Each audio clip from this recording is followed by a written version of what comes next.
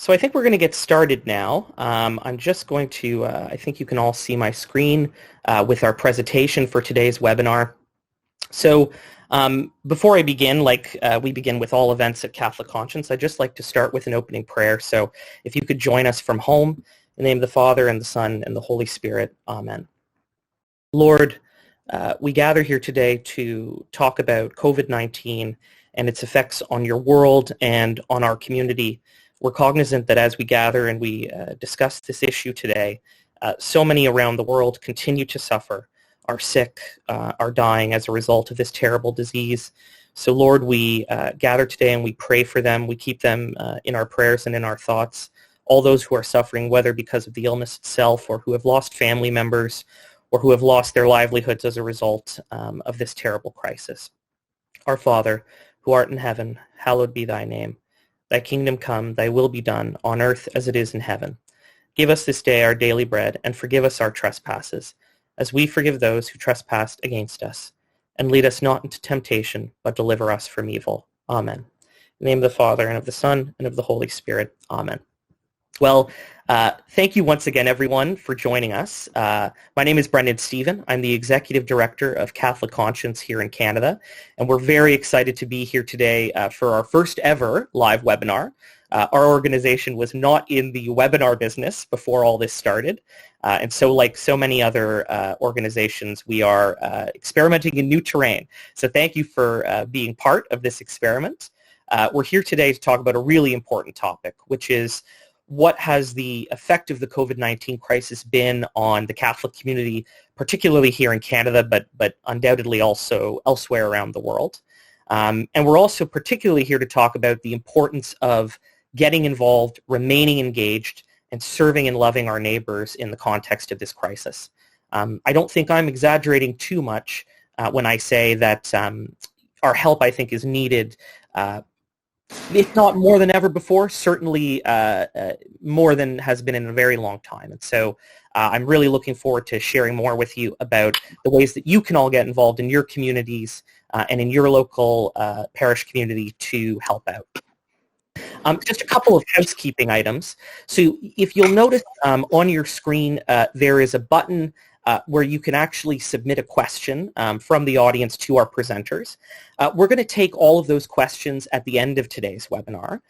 So please feel free to submit questions throughout the webinar, and we'll have a list of them in the background, and we will present them to our panel at the end. I also want to let you all know that we're currently live streaming on the Catholic Conscience Facebook. We're also recording this webinar for future use, so just wanted to let you all know about that. And last but certainly not least, we can get started. So before we begin, I wanted to get a sense of the state of play for those who are participating in today's webinar. So we wanted to ask you a poll question, and that poll is going to open. I'm going to hit a button, and it's going to open right now. Oh, I have to stop sharing my screen before I can share a poll. So we wanted to ask you, were you part of a volunteer program that was shut down or suspended because of COVID-19? And broad view of volunteer program, that could be in your local parish, that could be in your community, but were you part of a program that was suspended or as a result of the crisis? We'll just give a few seconds for everyone to respond.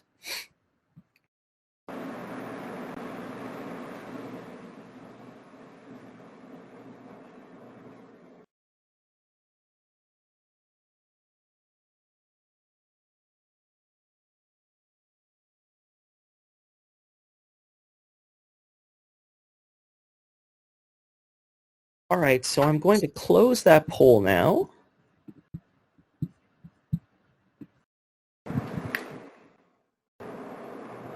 So as you can see, a little bit of a split there.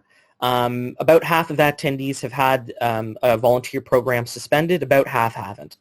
For the half that haven't, I'm really happy to hear that. And for the half that have, I'm really glad you're joining us today, because I think this is one of the things that we're hoping to obviously give you some insights on is how you can find those opportunities to volunteer despite the crisis. I just want to add one more poll question for the audience before we begin. So we've asked, have any of your volunteer programs been shut down as a result of the crisis? We'd also like to know, did you find a new way to serve your community during the pandemic? Unfortunately, you can't put in how exactly that happened if the answer is yes. But we would love to hear in the comments if there's a new program that you've participated in, or if you found a new creative way to get involved. So we'll let that poll run for just a second, and then we'll continue on.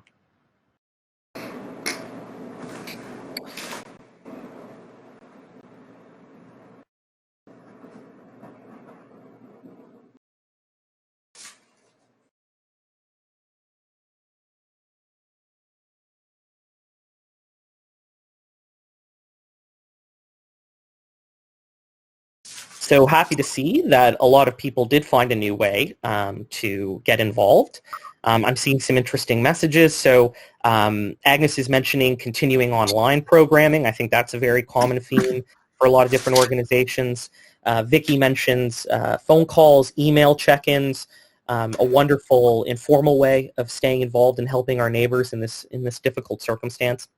So very happy to hear people are finding creative ways to get involved.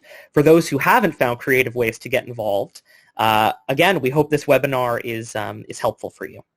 So I'm just going to go back into our presentation. And I want to start today by talking a little bit about, let's call it the state of play of how has COVID-19 affected not just the Catholic community, but a lot of community organizations across the country. And I've shared here an organization called Imagine Canada. They're a national representative of charities across the country, has obviously done a little bit of research and a little bit of provided some insights as to how charities have responded to the crisis. And as you can see here, the impact has been enormous. So revenue loss of roughly between $9 and $15 billion, more than 100,000 layoffs. Just an enormous economic impact. They asked their members, what are some of the specific things they're noticing in their financial situation. 70% of organizations reporting a decline in revenue, which especially for a nonprofit and a charity, even a small decline in revenue can have really tangible effects on the work that they're able to accomplish. That very quickly leads to layoffs and programs being suspended or shut down. 2/5 of organizations had already laid off paid staff or reduced staff working hours, and another 25% were considering layoffs. So, and I will say that this article is actually from earlier in the crisis. I wouldn't be shocked if those numbers have gotten worse over time. So, no one will be surprised to hear that this is really, for a lot of community institutions, an existential crisis. Now, we're here today, of course, to talk specifically about volunteer programs. And so on top of that financial impact, on top of that, the need for layoffs, there's also been an enormous shrinkage in the number of volunteers that are able to serve and support these organizations. And so I mention this to drive home the point that volunteers are really needed more than ever before. And a big reason new volunteers are needed right now is because seniors are reducing their volunteer hours and reducing their volunteer involvement. If you look statistically at which age groups tend to be the most involved in their communities, seniors dominate those lists. And so to lose the senior manpower that community organizations have so long depended on represents an enormous loss for many organizations. So you'll see here one great example is the Canadian Cancer Society. Nearly half of their 100,000 person volunteer force is made up of elderly people. So just another huge blow to the work that community organizations and charities are able to deliver. And again, that's because they're an enormous part of that overall pie. So one organization estimates that's a loss of potentially $10.9 billion in economic value to Canada. So it's an enormous challenge. And what does this mean for us as a Catholic community? I think what it means for us is even though we face these new challenges in volunteering and getting involved, now more than ever we're called to get involved. I wanted to share with you this quote from Pope Francis, which I've just found so insightful in this crisis. We can come out of this crisis spiritually and morally stronger, and that's going to depend on the conscious and responsibility of each one of us, not alone, only together and with the grace of God. God created us for communion, for fraternity, and it has to be demonstrated how the illusory is the claim of counting only on oneself. This is a really important thing. I have just been told I'm not actually sharing my screen. There we go. Let me actually share my screen. There we go. Thank you. So as I was saying, I love this quote from Pope Francis because at the end of the day, it really does show that even though we're all at home, we can't spend time with our neighbors and our friends in the ways that we used to. We are really needed, and we feel now more than ever how much we rely upon one another, and that's especially true of volunteering in our communities. So I wanted to start by saying, your neighbors need you, and getting involved and remaining involved is really essential. I want to now turn to our first conversation with one of our guests this evening. His name is Michael Fullen. He's the Executive Director of Catholic Charities of the Archdiocese of Toronto. And Michael is here to really give us a great lens on, specifically in the Toronto area, but I'm sure will also provide lots of insights about what's happening in the Catholic community across the country, of how charities have responded. So first of all, Michael, welcome. Thank you for joining us tonight. Thank you, Brendan. Good to be here. So, Michael, you occupy obviously a really unique position. As Executive Director of Catholic Charities, you work in some way substantively with every Catholic agency in Toronto. So I guess I'm hoping you can give us kind of let's call it the 60,000-foot view, right? Overall, how has the community been affected by COVID-19 and in particular our charities here in the city?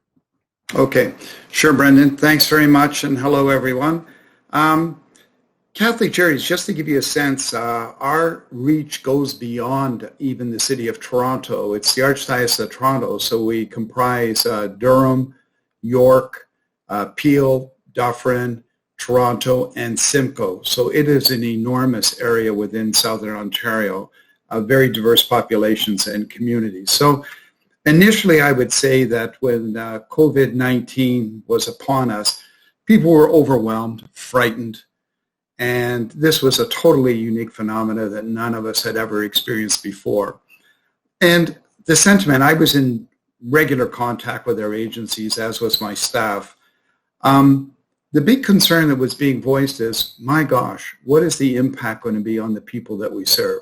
Because the people that come to our Catholic Charities agencies are the most vulnerable in our community and tend to be those that are pushed to the margins of our culture. So that's who we serve, and that's no surprise to anybody. So in the first weeks, the Catholic Charities staff was in regular contact with our member agencies, listening, offering support and encouragement, sharing ideas.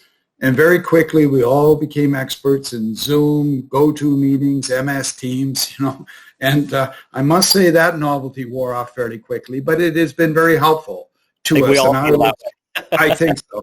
And I'll explain what has actually happened, because there have been some real opportunities and unique learnings that are going to help us going forward as well. So the EDs of our 26 member agencies, and we cut across all sectors. We serve families that are broken, people with developmental disabilities, children and adults who live with deafness,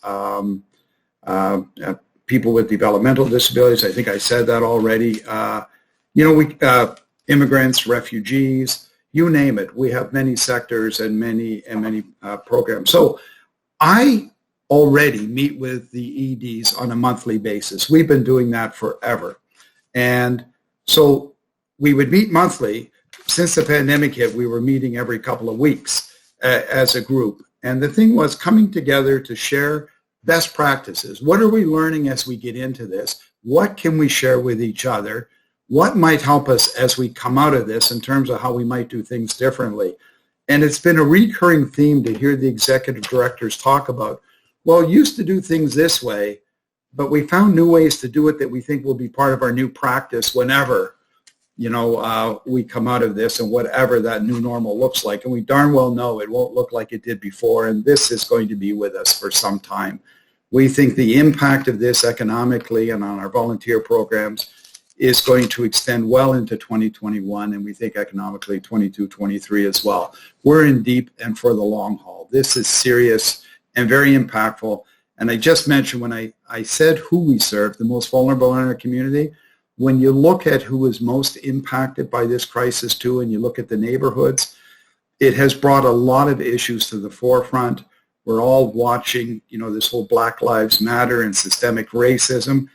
It's giving us an opportunity to take a hard look at how we do things as well, and to look in the mirror and to realize in the Catholic community, although we do many things well, we've got issues as well, and systemic racism is inherent in all that we do in all of our agencies as well. And once you acknowledge that, and begin to wrestle with it, we know that we can work through it. But that is part of what has come to light here that maybe wouldn't have been as noticeable without this. And all one needs to do is look at the neighborhoods in Toronto to see who is most impacted by this crisis as well.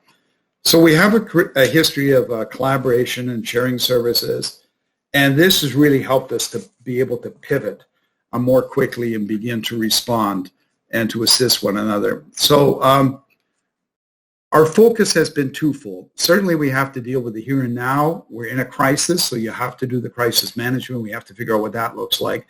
But we also have a view on later this year, and as we come into 2021, how might things look?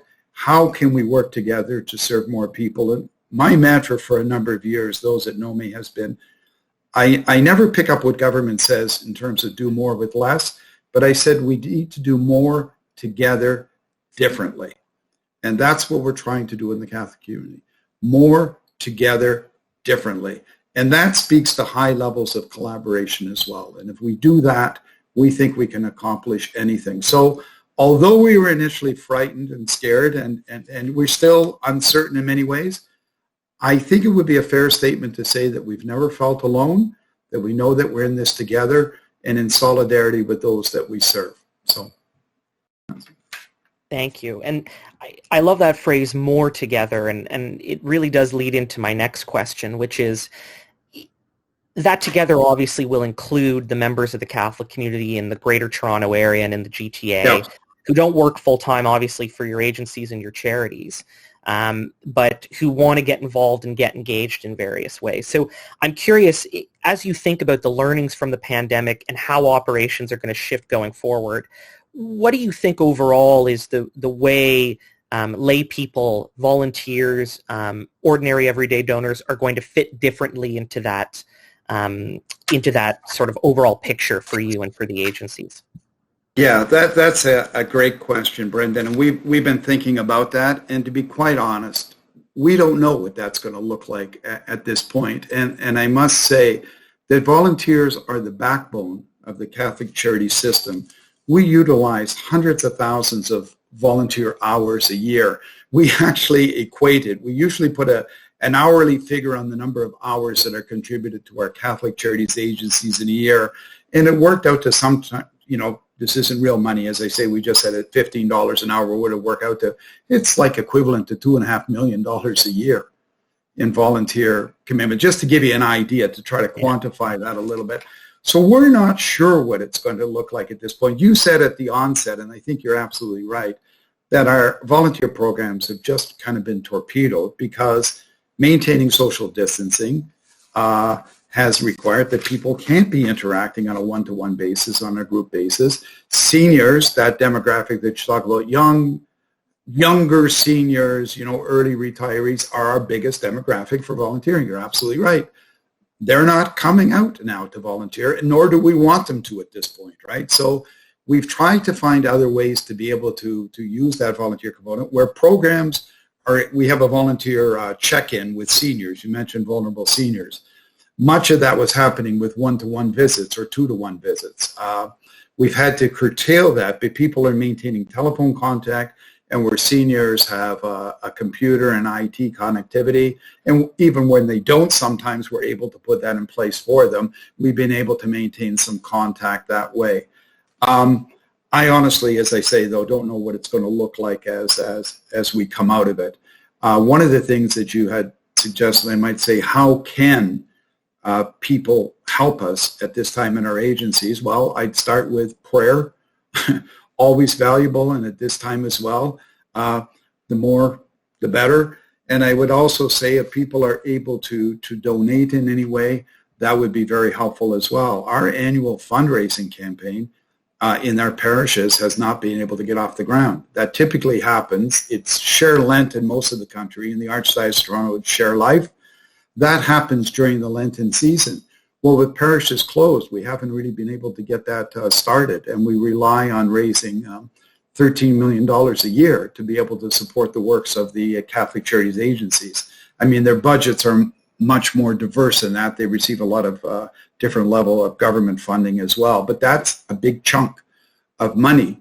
And right now with that campaign, just trying to get parishes open, we're trending now well below 50% of where we would be any other time in a year. So when you talk about revenues, yeah, it's just taken a big hit in terms of people power, volunteers, in terms of the economic situation. It's just ongoing, you know, and I haven't even begun to talk about the impact on the people we serve and what's happening. We're seeing spikes in mental health kinds of issues, domestic violence.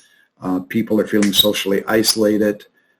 We have young moms and their children that, so there's one area we have volunteers that are involved.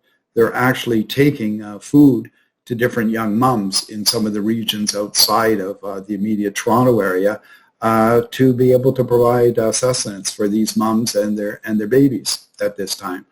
But you can imagine a young single mom who's now socially isolated with a child or two without a lot of supports in place.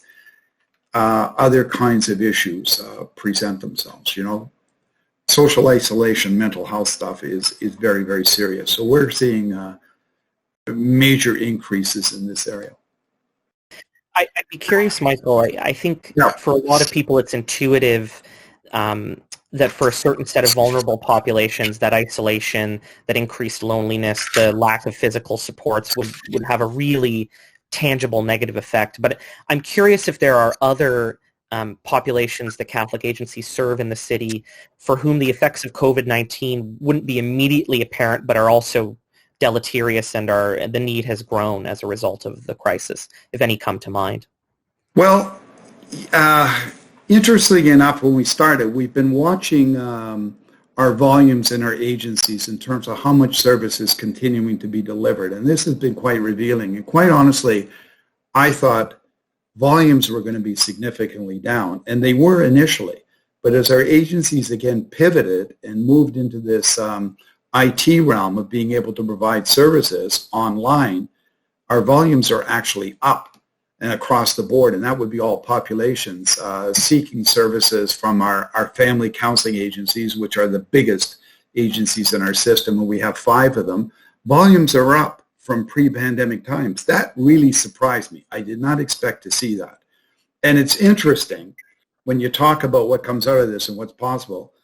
5 years ago, we looked at the possibility of being able to provide counseling services online, especially in rural areas within the Archdiocese of Toronto where people didn't have access to transportation and be able to get the services.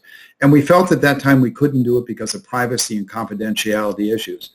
It's interesting that now we can, and we've gone full tilt, and we're serving hundreds and hundreds of people in this way, and the security is there. So, you know, the technology has evolved, you know, over the last 5 years that has put us in a spot that we're able to do this now. Thank God we have that. I don't know where we'd be without it, you know?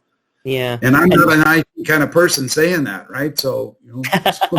Yeah, I hear you loud and clear. And I think for all of us, this has been probably one of the most edifying things about the crisis is for so many organizations, the move to more priority digital services and priority digital working seemed very out of reach, and how quickly the opposite has become true. Let me give you another example, because it's kind of a life and death example. One of our agencies is St. Elizabeth Healthcare, and they are right across Canada. For for our neighbours in other parts of Canada. You might be familiar with them because they're in every province and every territory and do a great deal of work with our Indigenous brothers and sisters in the north. 15 years ago, Shirley Sharkey, the CEO, was pushing the government to be able to allow the nurses in some instances to do virtual visits because they've invented technology called At Your Side, where they can be doing a lot of monitoring blood pressure and kinds of things and checking on people, medication monitoring, these kinds of things. Doesn't replace all visits with a nurse, but it could certainly take some. For years and years, government said, no, we won't fund that, can't happen. Shirley says within a 48-hour period, it became a reality, and I suspect that will be part of the new healthcare as we go forward, because you're not going to go back, because it's working. You know, it doesn't replace all visits, but it certainly helps to supplement and makes you be able to go further and do more. You know, so it's part of that do more together differently, right? It's certainly been, I think, a forced evolution in every sense of the word. I mean, and we'll get more into this later when we chat with Louise, but, you know, even at a local level, you know, for example, my local St. Vincent de Paul branch, we never would have done digital donations, right? And then suddenly COVID starts, we need new sources of revenue, and we're, you know, passing the boot, quote unquote, online, emailing around, asking for donations from various people we know. So I think there's been we've all had to adapt in interesting ways, and talking a little bit more about that adaptation piece it will be coming up next in the webinar.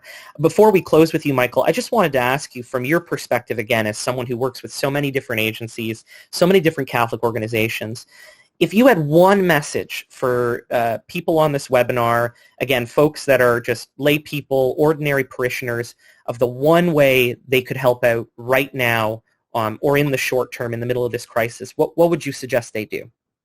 Well, as I said, prayer and send money. You know, at this point, just that, you know, I mean, I'm only half kidding. I mean, we've got to get this campaign going to keep the agencies whole, that we can serve people. And not much else you can do at this time, as we're still trying to get through it. I just wanted to mention there's been a real deleterious effect as well on the impact of services, and I'm sure Louise is going to talk about this, but I know she almost comes to tears when she does with St. Vincent de Paul. We work with the St. Vincent de Paul to assist them with their Camp Ozanam, which is an absolutely wonderful camp for young boys within the Archdiocese of Toronto. And this year that camp can't run. And that has a major impact on these little guys, that absolutely this can sometimes and often is the highlight of their year, to be able to go away and spend a week in this beautiful environment and do that. That's gone. So, you know, I'd ask that we pray for these little guys as well. The same thing with our Silent Voice camp, which is a camp for children who are deaf, not running. Another program for little guys and girls with developmental disabilities, well, adolescents and young adults. Program has been canceled. So I raise these because, you know, there's a stress on these folks, but also their families who have no relief as well. So it's all cyclical and all kind of ties together. So again, I keep going back to it, but I ask people for their prayers, and if you can support the agencies through the Share Life campaign, that money is so needed right now, because we know we're going to be down significantly. And we're asking people to be generous at a time where they very often have been, or most likely have been, impacted by loss of employment, loss of livelihood. They've got family members that are struggling, so it's just the whole kit and caboodle. We're all in this together. We've got to find a way forward, right? So 100%. Michael, thank you so much for chatting with us and giving us a sense of how the pandemic has affected Catholic institutions in Toronto.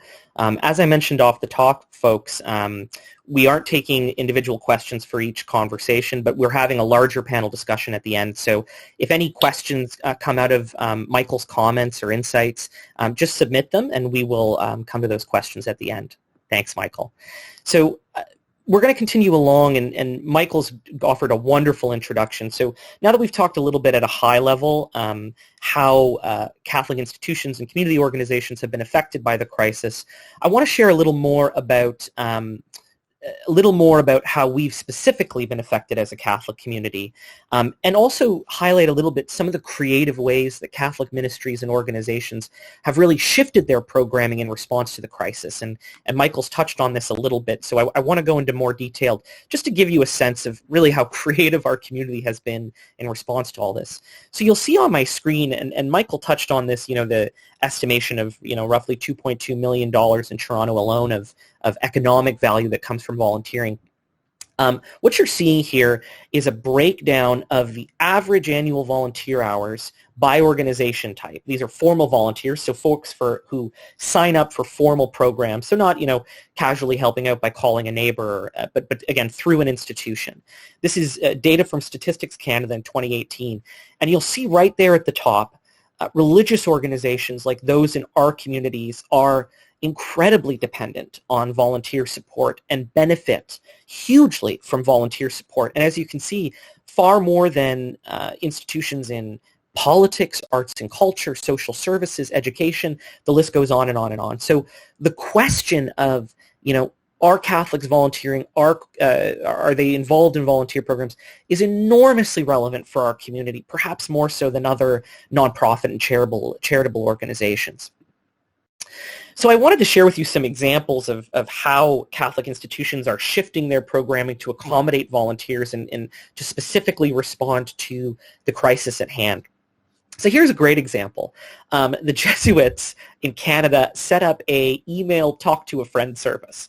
So you can reach out to this email address, and there it is. If you are interested, you can send an email to that address, and it will pair you up. They will pair you up with a Jesuit priest or someone who can help you address your grief related to COVID-19, address anxiety, offer a form of spiritual direction. So think about it almost as spiritual direction gone online, right? Which, as Michael alluded to, is not necessarily something that would have happened before the crisis had started.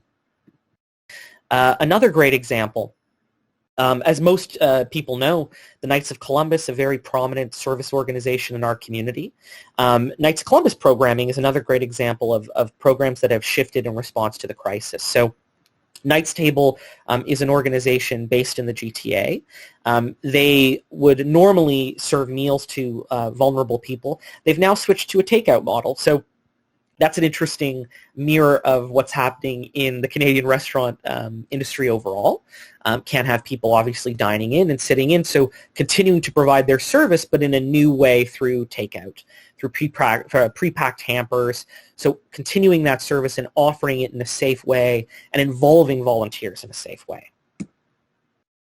And this is hugely important because they're an enormously impactful organization.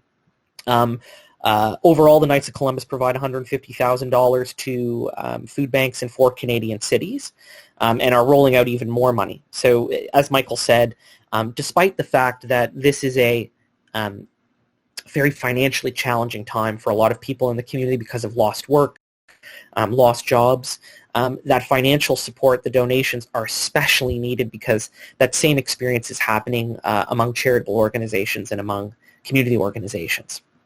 So having kind of given some specific examples of how the community is adapting, I want to invite to join us a woman who leads a very large Catholic institution here in Toronto and who can give us a little bit more insight into how they specifically are responding.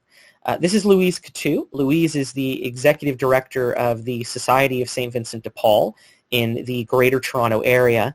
Many Catholics will be aware of St. Vincent de Paul. I think it's fair to say, at least in Canada, it's probably one of the more prominent and present Catholic service organizations. You'll find a St. Vincent de Paul in, I don't know if most, maybe you can tell me that, Louise, not most parishes in Canada, certainly a very, very large number. Right. And so Louise is going to tell us a little bit more about how St. Vincent de Paul has been evolving their programming in response to the crisis.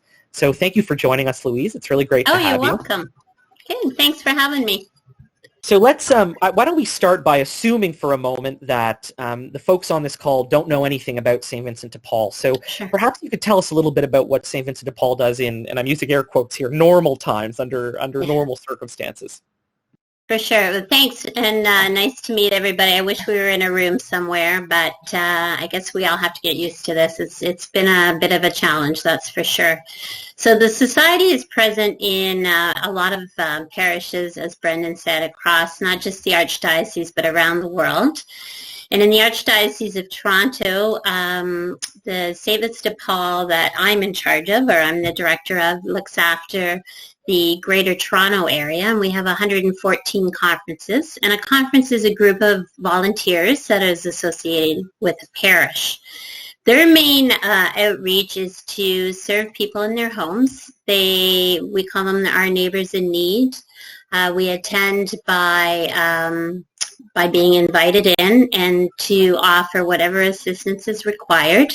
Generally, it's an emergency situation, shortage of food, perhaps they need some help with furniture, beds, that sort of thing, clothing. And that's actually how I've met Brendan, is he's a Vincentian member at a local parish that's very busy. So we have 1,400 members, and just in our GTA, and those Vincentians do about 35,000 home visits a year. So it adds up quickly.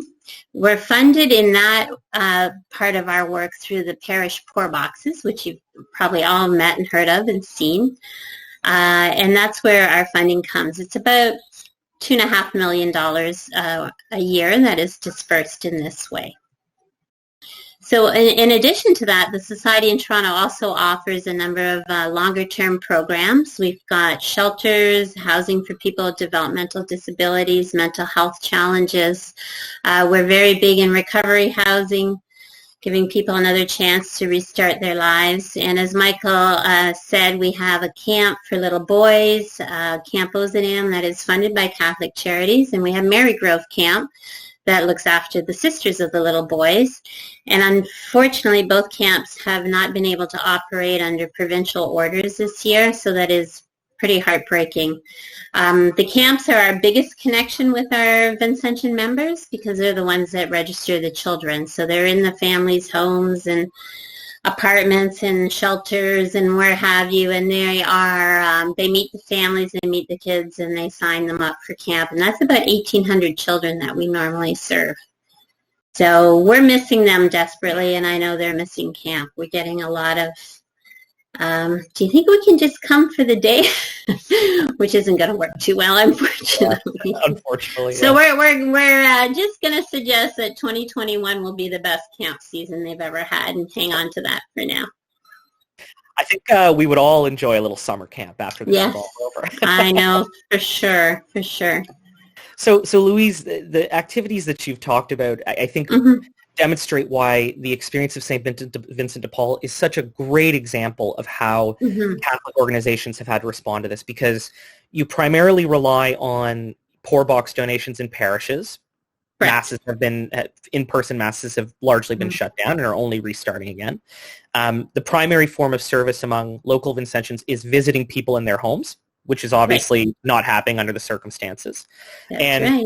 Many of the special works that you're talking about, the summer camp, for example, again, that reliance on, whether it's a summer camp having kids stay overnight, or the various housing programs and having people meeting with people. So there's quite literally, I think it's fair to say, no aspect of what your organization does that hasn't been really upended by the experience of the crisis. So I'd love to know what you've seen. I mean, you interact on a daily basis with so many different local conferences.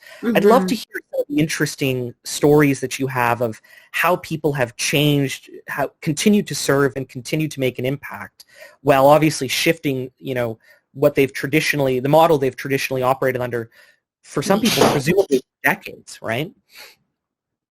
Well, with the exception of one conference out of the 114, they have all continued to serve.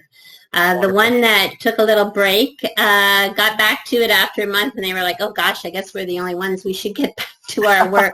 So they have, it's been amazing. I mean, I think our biggest challenge is trying to get the Vincentians to stop wanting to go on their home visits right at the beginning. They think it's such an important piece of their outreach.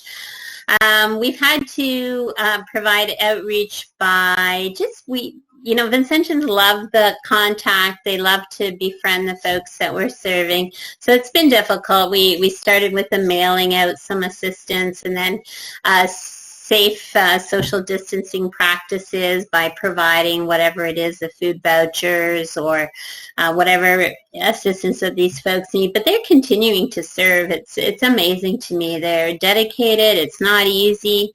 They miss very much the connection with the folks face to face. There's nothing like it, but they are managing to carry on.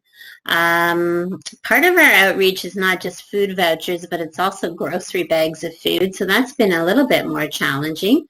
But again, people have decided that this is important. The people they serve still obviously need us. So they have just made whatever decision they can locally to best continue the service. We've had some fantastic support from our regular donors contacting us before we contacted them, saying, well, where can I give you our money and how do you do it? Because as you said, that's not normal for us to move on to online donations or anything like that. Most of our money comes from those poor boxes, $2 coins, $5 bills. So it was a big step for us to go down that road. So I would say the Vincentians have themselves shown why they're so committed to this work, because apart from some support from us and some, directives on the COVID piece, they've just taken the initiative and tried to do everything they can to keep that connection going. I mean, it's great. I'm so struck, and I think this is a great overall message for our attendees tonight to take away, is that the fervor and the zeal that Catholic volunteers have for remaining engaged hasn't disappeared. And No. It's wonderful that there are organizations like St. Vincent de Paul where, yes, adaptation has had to happen, but people are still going out and doing it. So let's take, just as an example, let's take the food voucher delivery. I know, for example, that some conferences are now mailing out vouchers. I'm curious if there's any other interesting methods of support that conferences have leapt into as a result of all this. Oh yeah, I mean they've done a lot of them they went through the mailing thing, and then I guess our mail system bogged down a little bit. So they went into a more, I'll meet you downstairs in your lobby. You come outside. I'll be outside. I'll put the package of the envelope there and have a chat outside, which I think has been a wonderful sort of a much better measure than just mailing something to somebody. That's never been the society. And that way people are invited to come out. There's a little bit of human contact. There's the response. And I think that's been the best way. We've done some prepaid voucher things. I mean, really the issue is our calls right now are about people being hungry, and we're trying to make sure they get the food. That's the biggest call. We didn't allow our drivers to get back into delivering beds, which was a huge backlog because they were considered a non-essential service, so they were taken off the road. So we have some backlogs for people that needed just the furniture, but I would say the food part. I'm so impressed with the Vincentians willing to bundle up in those earlier days. When this all started, we were still wearing parkas, right, and our winter boots, and they'd bundle up and go and arrange for a meeting outside of someone's home. So I think that's been inspiring, certainly to me. Where I see the bigger challenges, as Michael alluded to, are in the programs that we operate, our shelters. And I mean, those have operated right through, but we're missing the extra element of our volunteers. Funders pretty much encouraged us to shut the doors very tightly to anybody than essential workers. So that element, but I'm telling you, the Vincentians sponsored meals, did a special Easter collections. They are fairly relentless when they want to help out. So that's been a very inspiring. They been bringing things. They've made contact. We had a young man who he got his friends together and they did some artwork for one of the shelters, which, you know what, that's as good sometimes as a donation, honestly. It lifts people's spirits. We had a young woman make masks, beautiful masks for every single one of our residents. So she made 280 masks over a period of about 6 weeks. And she made sure she had a variety in case they weren't interested in some of the colors. So that was a beautiful thing. That's phenomenal. Yeah, That's great. It was beautiful. And I think it's that phrase is what a great takeaway. You know, that would be my prayer for all Catholics in this crisis, that we're relentless in our desire to help. Yeah. I think that is beautiful. That is the attitude, and that is the I think that is what's so needed in this moment in particular. In the last few minutes we have with you, Louise, before the panel discussion at the end, sure. I'd love to ask, you know, and Michael talked about this a little bit,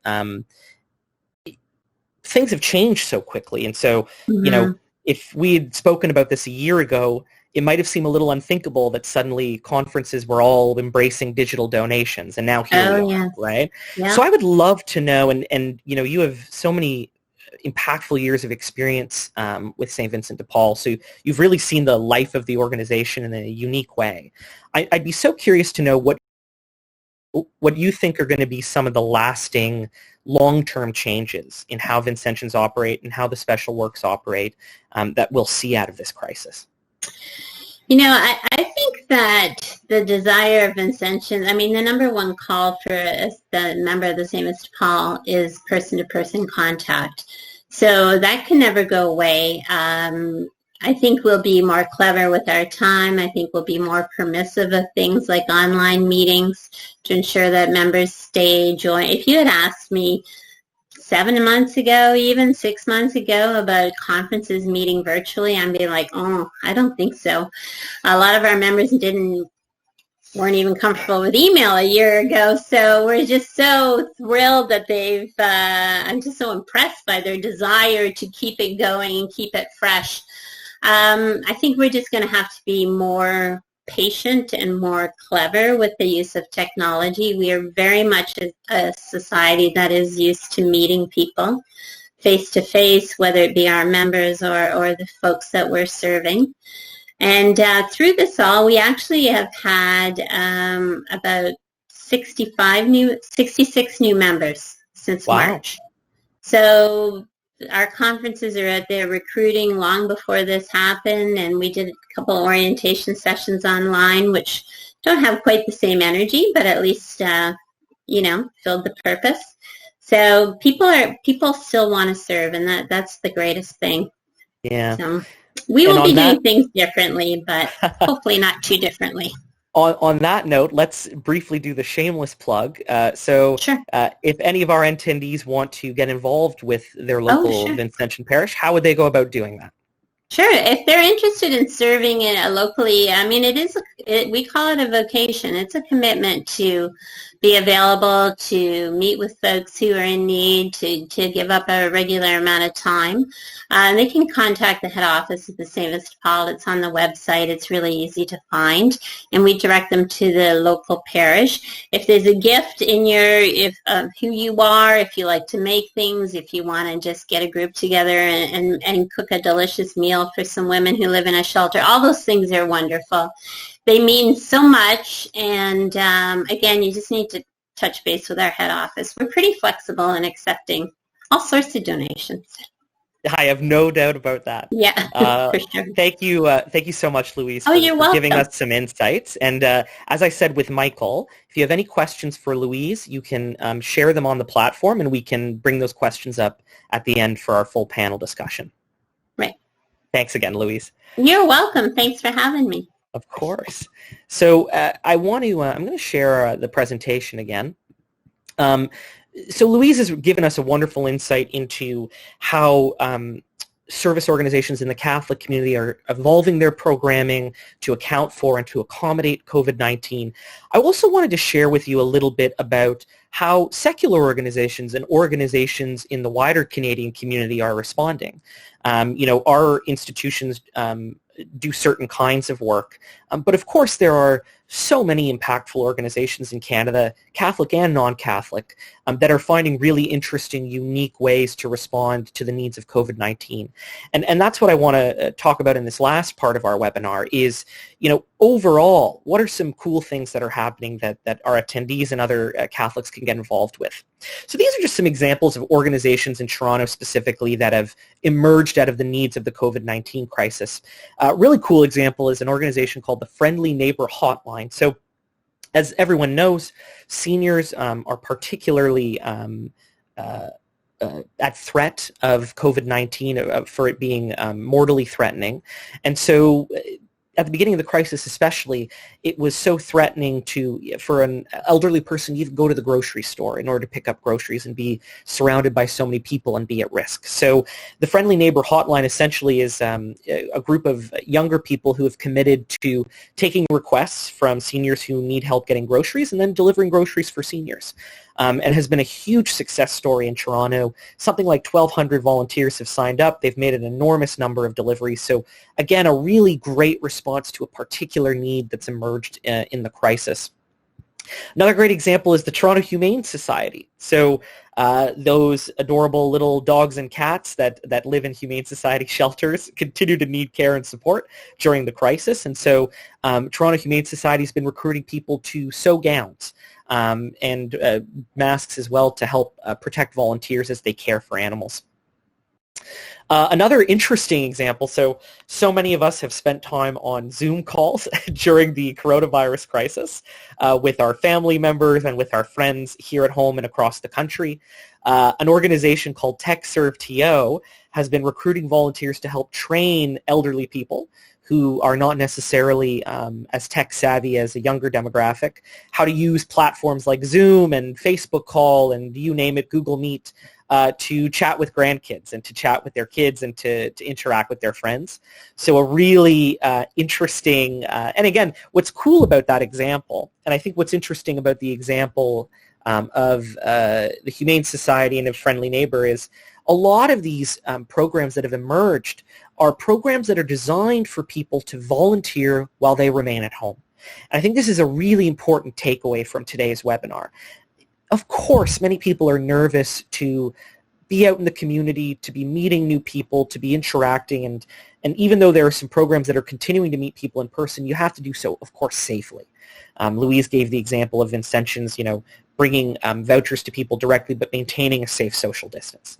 But there are lots of programs for those who are not comfortable with that, for them to volunteer and help out at home. So TechServe is a great example, being able to support someone from the comfort of your living room, learn how to use Zoom to interact with their grandkids is a great way to give back to the community while remaining safe, while remaining socially distanced and respecting the needs of the crisis. So I want to turn now to our final guest this evening. Our final guest this evening is Elon Orsi. Elon is the public affairs manager at a wonderful Toronto-based organization called Take Care Supply, which creates masks and so emerged specifically in response to the needs of the coronavirus crisis. Elon also has another mark on his that will never appear on his resume, which is Elon was my roommate for many years. So, Elon, thank you for joining us. I know you've been enjoying not seeing me as often, so it's great to have you here. It's great to be here from a distance. Nice to see you. Elon, so I want to... there's a few things I want to chat about with you because in addition to Take Care, you've been an active volunteer in the Jewish community for many years, so I'd love to talk about that during our conversation. But I want to, of course, start with Take Care. So why don't you introduce our attendees a little bit to the organization and its story and how it's been helping out during the crisis? Sure. So Take Care Supply is a company that was formed, I guess, about 3 months ago. It's formed by 3 people, Toronto entrepreneurs, if you want to call them that, who came together in a time of crisis. So there's Larry Lau, who has experience in the marketing, shipping industries in Toronto. There's Anna Maria. She has experience as a designer herself. Actually, she has her own company there. She makes mittens and other things. Mostly, I think it's kid clothing, but she has a wealth of experience in the clothing industry, which has been extremely helpful for the business, but getting to actually learn from her and like all the ins and outs has been very interesting.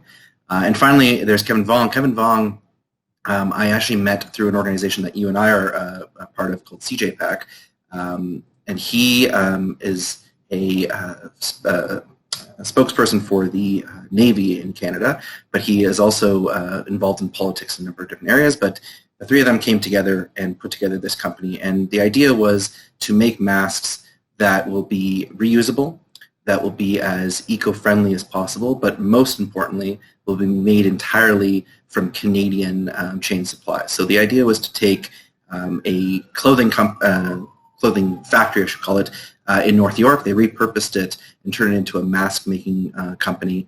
And out of there, they have made actually, as of now, we're just over 500,000 masks. In under 2 months, it was 250,000 masks.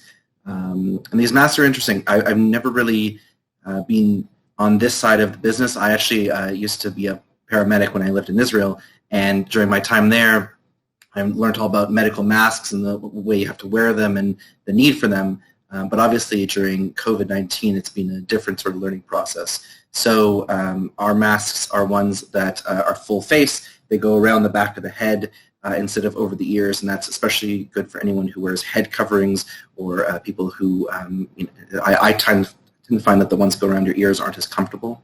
Our masks are 100% cotton, and the best part about that is they have 3 layers. So the WHO, I think about 2 months ago now, put out an advisory that a lot of countries, including Canada, are following, which is that the masks that people are wearing, if they're non-medical masks, should have 3 layers of fabric, which ours do.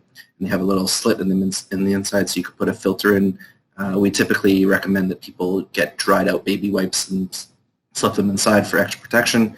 But essentially this business came as a startup from these 3 people coming together and saying, there's a need, we should do this locally, and we should make sure that we're keeping people employed. So Taker Supply, through the various operational sides, from beginning of getting the fabric to having a mask made and ready to ship, employs around 200 people. And the best part about this business really has been that it's something that hopefully will be temporary. I hope we don't all have to wear masks for the rest of our lives. But it's something that I have never gotten to see from the inside. I've never been a part of a business on the inside of one really in this extent. And it's been very interesting to see how we make them, how we deal with different supply chain issues, how we deal with different vendors. So our masks now are being sold in Indigo and Chapters locations. We just made big sales of our masks to Western University and Ryerson University, which have their university colors on them. So there's a lot that goes into this business that I don't think the average person really knows about. But there's a lot more for me to learn, I'm sure, as well. So you've been volunteering with Take Care for a little while. Could you tell us a little bit what your specific role with Take Care is? Because what I think is so interesting about it for our attendees is, perhaps not all of, but a good chunk of what you do is interacting with religious organizations, including Catholic organizations. So could you tell us a little bit about that? Yeah, so my experience previous to Take Care Supply is working in the organized Jewish community. I, for the last 3.5 years, worked for an organization that helps Jewish students on university campuses around the province. So I know the ins and outs of charitable organizations pretty well. But one thing that Kevin made clear to me when he brought me on was that he wanted my help in making sure that the masks that we had set aside for donations will get out to those in need. Now, of course, we can't donate to everyone, and we can't donate them, as far and wide as we want. We have customers as far as Australia, but there's very little way for us to be able to donate. But the idea was through the donations to be able to make sure that we are putting the masks in the hands of those who are actually going to use them to continue providing services to their constituents. So the 2 big donations we made so far, the first one was to the Jewish Family and Child Services. That is essentially the child aid society of the Jewish community. And I actually used to volunteer with them a long time ago. My father was a lay leader of theirs for a long time. And I know that one of the things the Jewish community deals with is poverty and sort of domestic issues, if you would. And so this is a way to make sure that the employees of JF and CS are able to continue doing their work. especially because their job requires frontline interaction. So one of the criteria we put in for our donations was that we wanted to make sure they're going to people who are going to use them in face-to-face encounters with their constituents. And so this was one easy way of hitting that mark. The second was we made a donation to a downtown clinic for CAMH. Obviously, the mental health society, the mental health industry, I don't know what you want to call it, has taken a hit. All charitable industry companies, organizations have taken a hit, but it's essential that the ones that are operating, especially in downtown Toronto, to help those in need, especially with mental disabilities issues, etc., are able to get the help they need from those who come near them face to face. It's unlikely that many of these people could get the same level of care over Zoom or any other video conferencing service. So that was another way to hit it down. And the other thing I do for Take Care Supply is I manage the public relations side. So we were very fortunate to have a number of politicians, including Mayor Tory, come to the factory and see our production. Since that happened, actually, we have expanded and we've grown to move to a different facility in Mississauga. But the larger we get and the more big sales we make and the more donations we make, my hope is that people realize that they don't need to go online and search for mask companies that might be in the United States or even further. They can help keep the community employed here at home. I want to turn now to your personal experience as a volunteer during this crisis. In envisioning the content for tonight, one of the things I think we imagined was there are people out there tonight and who will watch this recording later who want to get involved, want to volunteer, but are nervous. They're nervous about, the various ways they might contract the disease or potentially infecting others. So I wanted to ask you, what's your experience been like volunteering during the crisis, and what are the things that you do to keep yourself safe and to feel comfortable in doing the work that you're doing? Yeah, so the vast majority of my job with Take Care Supply can be done at home. So thankfully I'm covered in that aspect, but there are times that I've needed to come into the factory or I'll take my car and we'll go visit somewhere to make a donation, for example. So the general rule we have is that if we're not interacting with people in our own bubble, and we always wear a mask. If we're going to drive somewhere, we try and take separate cars. As much as that might not be the most eco-friendly thing, it is the safest way. And if we can't take different cars, one person sits in front, one in the back, and we still wear masks. But essentially, most of the job is being done online. When we've had politicians or community members who ever come into the factory to see the setup that we have, our workers are always wearing masks, so that's already taken care of.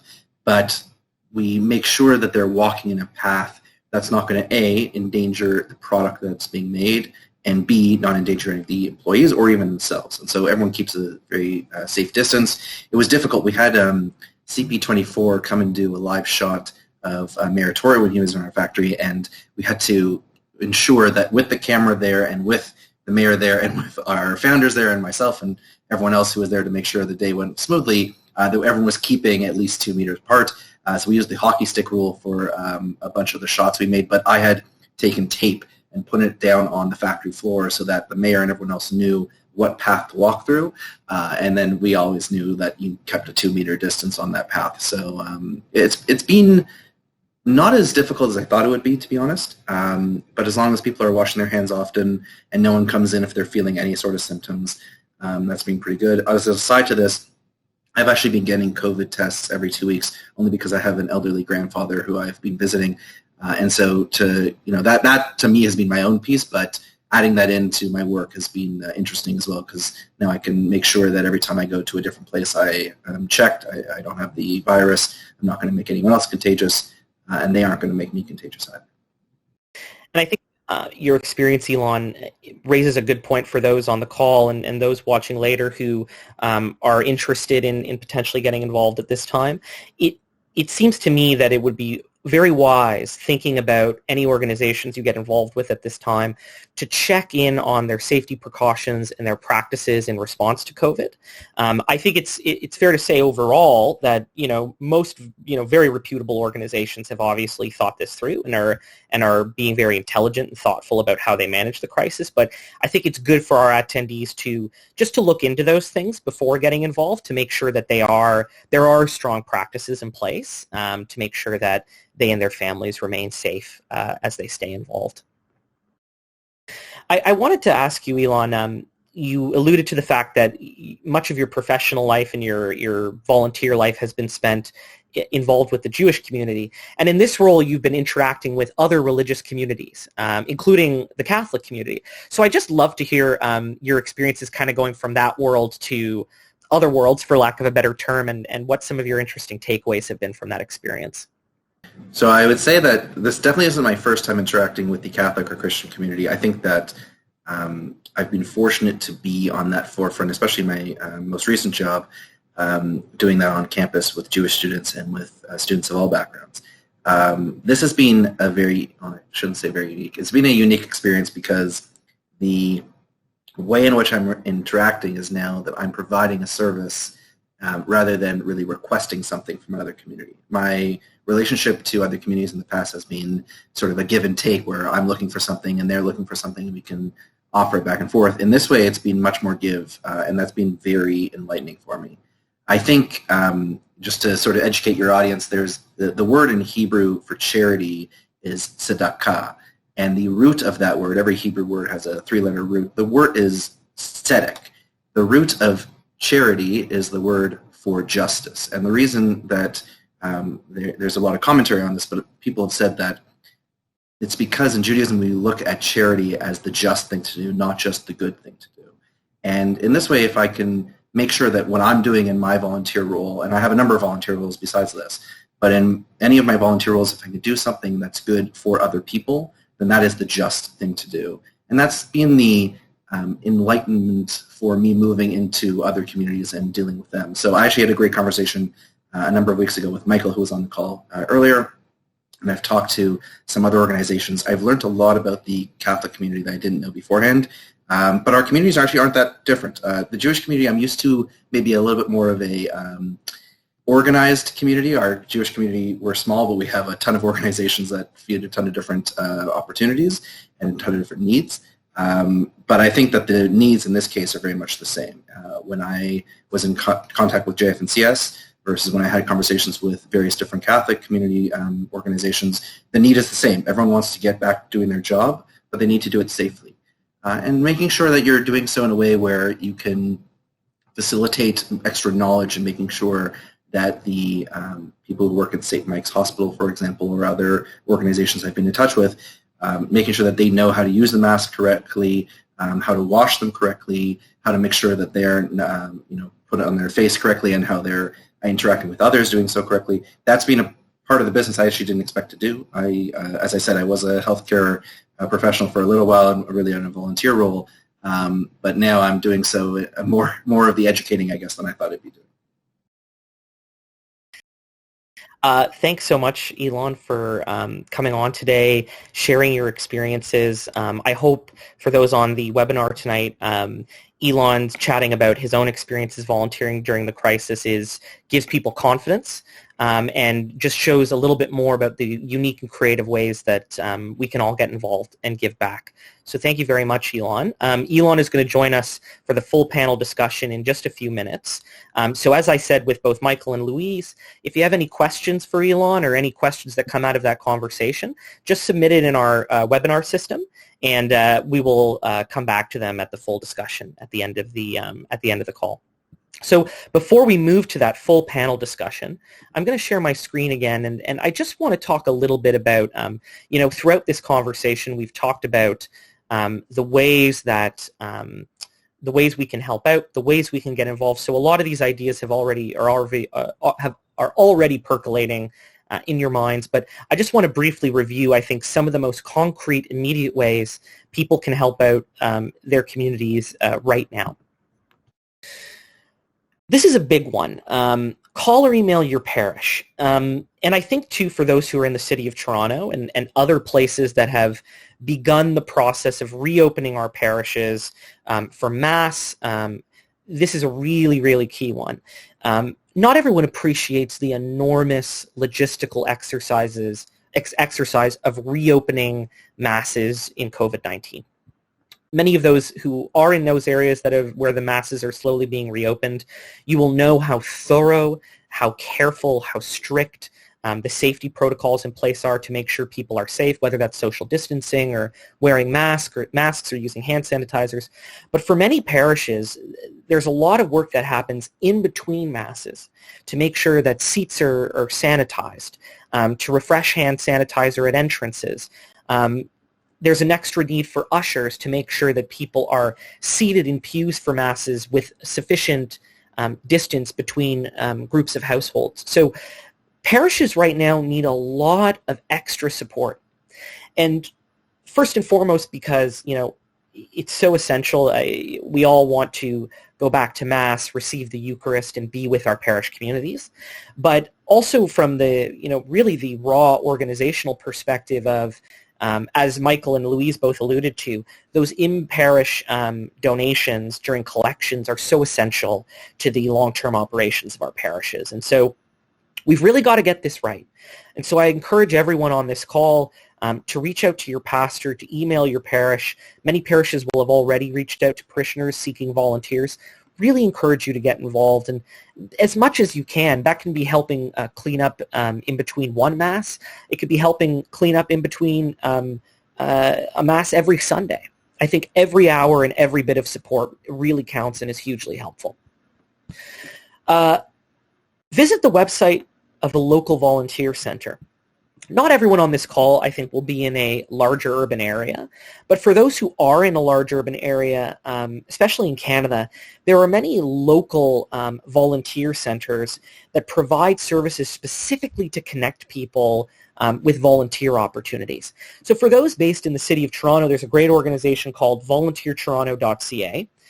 You can go to their website. We've got it listed here. You'll find a huge swath of volunteer listings and various ways you can help out, tips for volunteers as they things like safety precautions as they get involved in the community.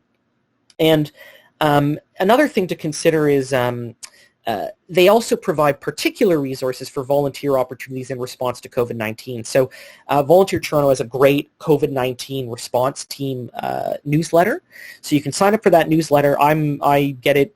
I think it comes in once or twice a month, and it just provides an updated list of new and emerging volunteer opportunities specifically in response to the crisis.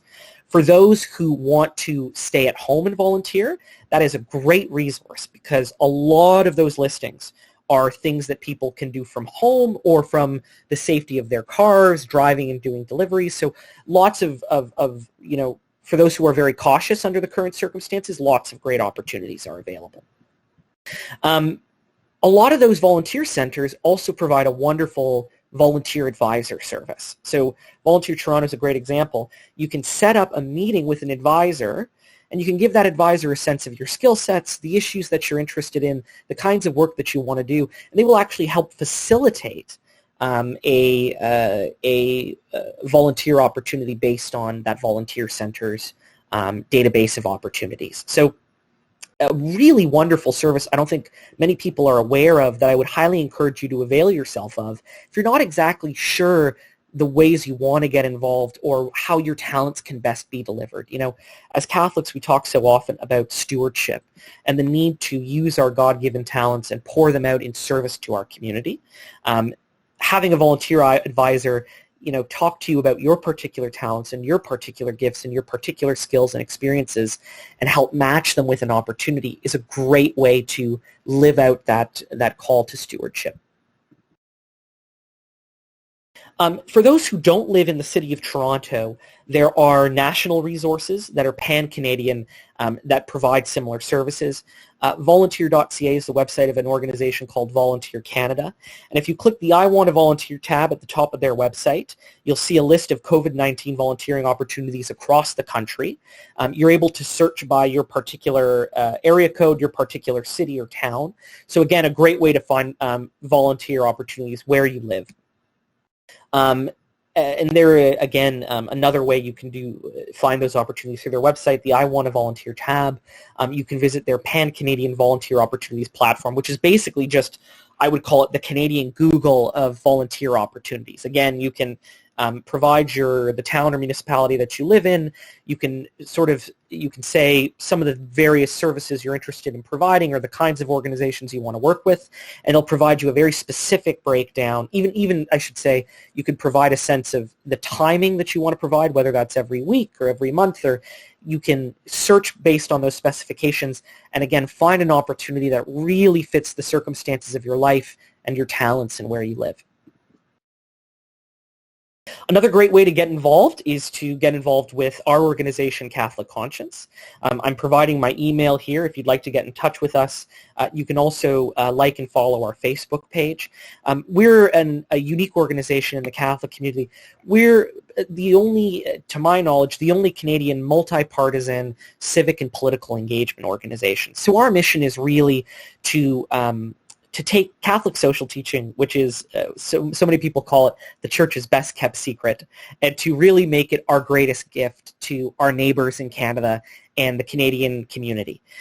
So we educate and inform Catholic parishioners about Catholic social teaching, Catholic perspectives on issues of concern in our public life, and we're all about forming strong Catholic leadership. This is a great example, encouraging people to volunteer in their communities, love their neighbors, serve and give back, and try and connect Catholics with all the various ways that they can love and serve their neighbors. A big part of that is encouraging Catholics to vote. We're working on new programs to train Catholics to run for political office if that interests them, to think about their citizenship through the lens of their faith and what our faith teaches us. So if you're interested in getting more Catholics involved in the public sphere and in their communities, that is a big part of our mission. And please, I would love to hear from you. Send me an email, follow us on Facebook, and get involved. Another great way to serve at this time is to we talked a lot tonight about formal ways of getting involved through organizations, through parishes, through Catholic charities. And I think sometimes when we think about volunteering, we think about those formal avenues and forget a little bit, talk to your neighbors. There are some really interesting initiatives that have emerged. There's an organization in Davenport, which is a neighborhood in Toronto called Davenport Helps. And all it was a couple of folks who live in Davenport posted the neighborhood, posted in some Facebook groups and said, send us your email, send us your contact information if you want to help out your neighbors. And we're going to take requests from people who live in Davenport, and we're going to help out any way we can. And for some people, that's helping deliver prescriptions to seniors or deliver groceries, or even just having someone they can talk to, whether that's socially distancing on the lawn or someone to speak to over the phone.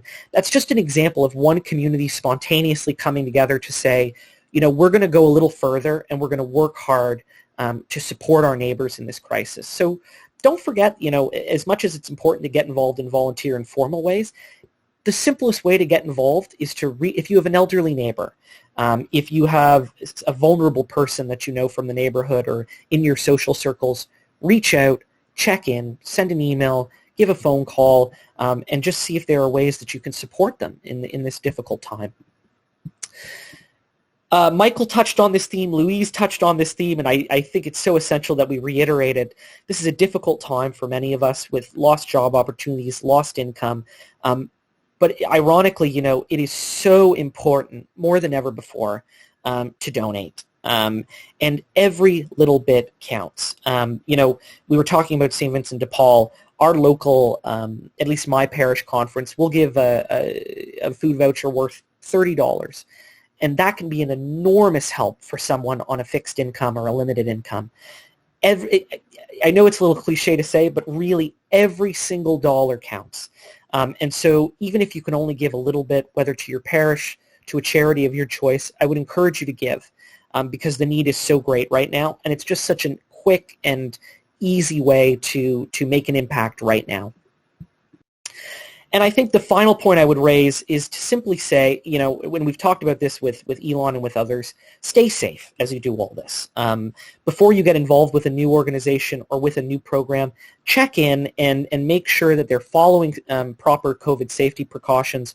There are so many reputable sources available to help guide you as you think through safety precautions, whether that's the provincial government or the federal government here in Canada, the local municipal governments. Just check it and make sure everything that as you're helping out, you're doing so safely and reducing the risk of the transmission of the virus. So with that is the end of our presentation. I'm going to bring back our panel now to ask a few questions of the entire panel. We have gotten a couple of questions from the audience. So now that we're at this panel discussion question session, please feel free. There's that formal submission system that we have in the webinar. But if you also just want to share a question through the chat bar on the left hand of your screen, feel free to do so, and we can share questions with the panelists. So, and I will say really quickly off the top, one attendee did ask where they can go for more information about the organizations that have spoken today. We'll share that slide right at the end so that you have everyone's websites and you can take a closer look at Take Care Supply and Catholic Charities in Toronto and St. Vincent de Paul. So the first question I wanted to ask the panelists, we've talked a lot about each of your organizations, but I'm curious, beyond your own organization, if there's an interesting initiative for COVID-19 that you've seen that you'd like to draw our attendees' attention to. And I'll throw that to the whole group if anyone wants to chime in. Well, can I start? I've got an example that just happened this week that I found was very interesting. It concerns our Indigenous community here in Toronto and Council Fire. Very interesting. They got in touch with us, and often we think of the Indigenous population having high need themselves and not a lot of resource they could share. But we got a call that came into Catholic Charities, and they said that they have $150 grocery vouchers that they'd like to make available to one of our agencies, and we could put them in contact. So we were able to put them in contact with our Catholic Children's Aid Society, working with adolescents that are leaving care and trying to transition to adulthood after being in care, a very needy population, and we're able to do that. So I wanted to mention that because, this generosity, this love, support, comes from all over the place, and coming from there was interesting. And then we got another call back from them and said, we also have 100 prepared meals that we'd like to make available to this group as well. So there's just something, I think it's a beautiful story. I think it raises too, Michael, so much interesting collaboration that's emerged out of the needs of the crisis. Organizations that might not necessarily be formally supporting each other or helping each other out are really reaching out in substantive ways to share resources. And I think that's been one of the beautiful blessings about the whole situation. Elon, you were about to share an example. Well, I was more going to say that I think that your audience should look for opportunities that might not have seemed like opportunities to begin with. I think a lot of people have been trying to volunteer during this time, and for whatever the reason is, a lot of the volunteer opportunities are now taken up by that because organizations can't take on as many volunteers because of the spacing between people, so on and so forth. So what I would expect would be the case. I actually noticed this the other week. I was at a grocery store where I saw a guy who was maybe 20, 21, and he was wiping down all of the shopping carts before he went in, and he had been talking to someone else mentioning that he's just volunteering doing this. So I thought that was rather interesting. If you find a unique opportunity or you can think of something that you think might need done, I'm sure there's an organization or a company or anyone else that will take you in. Take Care Supply, as just an example, wasn't really built for volunteering, but I sort of appealed in that way and said, I'm not really looking for a paycheck. I'm looking to just sort of help you out. And from there, it skyrocketed. So any opportunity you think might be available, I bet you is available. It's a very good point, and it goes back to that point around it doesn't always have to be formal, right? You just reach out to people you know that are involved in. I mean, you're a great example, Elon. You knew Kevin, and you reached out to Kevin, and you said, "Hey, can I help you out in any way?" I think sometimes we can be, I don't know if passive's the right word, but I think we think someone has to find me, or I have to go through these particular channels to find opportunities. And often it's as simple as just reaching out to someone you know involved with an organization and saying, "Hey, what can I do?" And it doesn't have to be huge, but what are the ways that I can make a contribution? Louise, any interesting initiatives that you've seen that come to mind? Well, I was thinking when you were talking earlier and you said about joining groups together, or agencies together, or people together that normally wouldn't cross paths, right when this all sort of started up and people went into lockdown, there was a lot of large, like the International Center, places like that had freezers and freezers full of food. And, the first offerings were very tentative. We'll do one shelter, we'll cook meals for one. And then as soon as they got into it and realized how big the organization is and and then way too much food for even our folks, so we could give them other agencies. And, it became a passion, and they're still doing it. They're sponsoring Friday night dinners, and it just makes a huge impact for folks. When you live in a shelter, you live in a program, to have someone cook a meal and drop it off. First of all, the staff love you very much, and then the residents love you even more because it's a change. So people that would never have even heard of St. Vincent de Paul started to come out and make those offers, and it's been really, really heartening for sure. I wanted to ask the panel, some of the people who are on this call now, some who might be watching later. I mean, we touched on earlier that seniors who have historically been so much the bedrock of Canadian volunteerism are not able, for good health and safety reasons, to step up right now in the same way. And so it is so critical at this moment that younger people in particular, and I say that very broadly, everyone from folks with young families, in their 30s or their 40s, or folks that are just graduating high school or in university, it's so important that younger demographic step up right now. So I wanted to ask the panel, all of you have been involved as volunteers and as community leaders in various ways for so many years. What would be your advice to someone who is getting involved in a volunteer opportunity perhaps for the first time in the midst of COVID-19? What would your advice be to a new volunteer or someone who's just, they've not been involved for a very long time? I would say that the most important thing is just be clear on the amount of time you're willing to give. If you want to be involved in the long run, if you want a few one-offs, because those are really helpful too. Just be clear. You don't have to know exactly what you want to give, but how much time you can give. And that helps an agency really narrow down opportunities without spending a lot of time trying to figure out. It takes a lot to match people, and you want to do a good job at it. So the more information you can provide, the better. We had a whole bunch of young people help us with our bundle up collections, which happen at different churches, which we went ahead and held even when the churches were closed, which was kind of interesting. So our trucks would be in the parking lot, and we had high school kids commit to being by the truck, taking the donations, checking on it, and they just said they wanted to do something helpful, and that was very helpful. Yeah, I would suggest, just to echo what Louise is saying, step up, get started, and there's going to be lots of support to help you be able to do whatever it is. You don't have to be an expert or feel that you're going to fail at it. Just step up, show up, and the support will be there to guide you through it, and you'll make a difference. And you'll get more out of it than you're able to give, which is the recurring theme that we hear time and time again. Yeah. Show up, make your skills known. I think that a lot of people go into a lot of people who are receiving volunteers, I should say, don't really know the skills of their volunteers until it somehow comes to light. If you can walk in, maybe not with a resume, but with an idea of what it is you can do really well and make that known, that will be very helpful to the volunteer coordinator. I mean, if Kevin didn't know that I was great with the media stuff beforehand, I don't think that he would have been able to utilize me in that way. So. One of our attendees has asked us what professional development or volunteer training opportunities that we're aware of.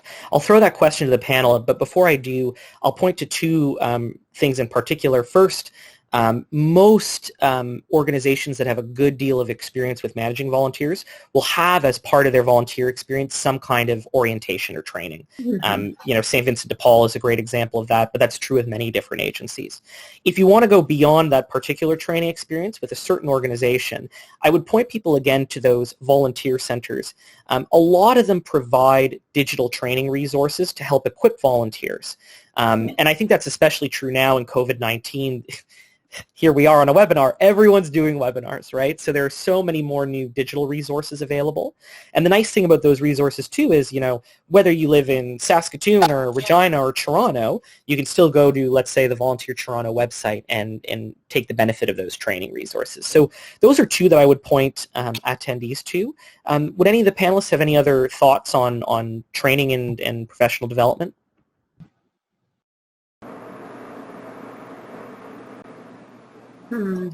Maybe I've pretty much covered it.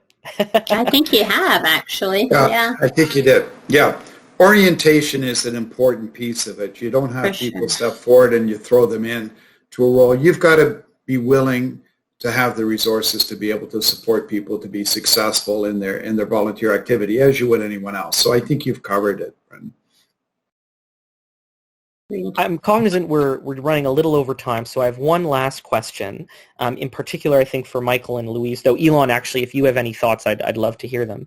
One of our attendees has asked us if they want to, in particular, provide food. What organizations or who should they talk to? I think this person in particular is in the GTA. So if any ideas come to mind of particular organizations where that might be a helpful way to get involved. Oh, for sure. I mean, I know any agency pretty much will accept a meal or a donation of food or a delicious dessert or whatever, just to impact somebody's life. So you can certainly contact the St. Vincent de Paul, but I know the Catholic charity agencies, everybody pretty much has the capability to assume some type of food donation into their programs, and you just got to reach out and decide who you want to help out. And from a small group, a family home of adults living together with developmental disabilities of 5 or 6 people to a shelter of 44. I mean, there's all, and then even bigger than that in Catholic charity agencies, there's so many people you can support. Yeah, there absolutely is. Louise is right. I mean, I think of Good Shepherd, which is connected to us at Catholic Charities, and people are aware of Good Shepherd Center downtown Toronto. They are still providing up to 1,100 meals a day. There's always a need for food, and I know in my parish we were making casseroles and different dinners a couple of times a year and shipping them down there, so they always welcome those kinds of donations. Now they're feeding people. I don't know how many casseroles they're using now, because now they're preparing box lunches and and putting them out the back door kind of thing, in different times, but there's still that need for food for sure. I mentioned earlier the Catholic Children's Aid and these young people. There's group homes. There's developmentally handicapped group homes that they could use as well. It's endless. I mean, so if you get in touch with St. Vincent de Paul or Catholic Charities, we can make good use of that. I mentioned the young moms and the babies as well. We've been taking food to many of these young moms, both in Peel and Durham at this point, because food security has become a major issue. It before the pandemic, but even more so now. Absolutely. Knowing that we're running a little over time, I'm going to wrap up now. I know we were not able, unfortunately, to get to all the questions this evening. I'm just going to send in I already showed it in the presentation, but I'm just going to send over the chat my email at Catholic Conscience. If you have any questions to a particular panelist, to our organization, anything else that we can help you with, there's my contact information. I'm more than happy to facilitate a conversation.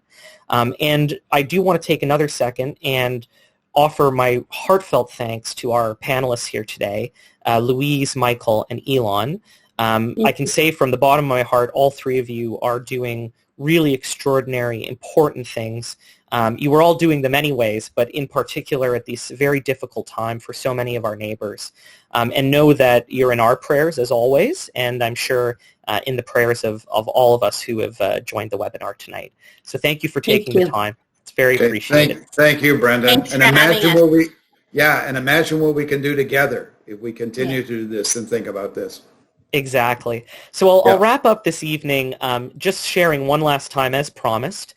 There is the URLs, the websites of all of the organizations that have participated this evening. So Catholic Charities there at the top, St. Vincent de Paul in Toronto there, number 2, Take Care Supply, number 3, and last but not least, Catholic Conscience, our Facebook page there at the bottom. Thank you, everyone, for participating this evening. I'll only end by saying if you enjoyed tonight's content and if you want to learn more about the ways that you are called to serve our neighbors in Canada and to serve the Catholic community, as I said earlier, our organization's mission is to form Catholic leaders who are ready to serve, who give fully of themselves in imitation of Christ. And so we'd love to have you get involved. We'd love to hear from you and help connect you with the opportunities to live out your mission as a Christian in Canadian public life. So please reach out to us. And if you go to our website, you can also sign up to our newsletter. We have a very action-oriented newsletter. In that newsletter, we share volunteer opportunities in the Catholic community, organizations that are looking for particular financial or volunteer support, interesting stories that you might not have read about things happening in the Canadian Catholic community, and of course some of my favorite content, what's happening with the Pope. So please sign up if that interests you. Like I said, you can find that on our website. Just go to the bottom of our homepage at the bottom right. You'll see a little form where you can put in your name and your email, and you'll receive our monthly newsletter. So thank you all for joining us. This has been a wonderful first experience with webinars. I'm sure we'll do another one. And God bless you all. You'll all be in our prayers. We'll talk to you soon. Thank you very much.